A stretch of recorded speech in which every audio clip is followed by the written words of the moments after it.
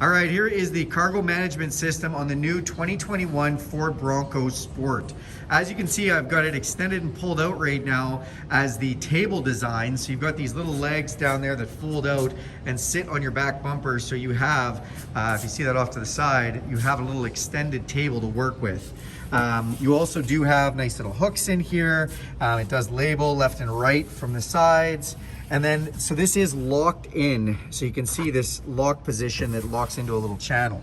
Now, if we flip this up, put these legs in again, and you can see on the bottom side of this, they've also given you just places to put things. Maybe you got some screws you're working on, measurement device, and it's got lots of little tie down places too if you had a bungee cord or something you wanted to tie things down. So if we unlock this one, then we can actually push this forward and we can fold it out again.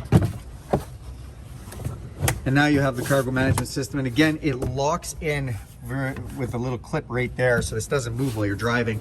Lots of space underneath if you want to segregate your groceries or gear or whatever you have. Just a great way to manage cargo, and a great idea.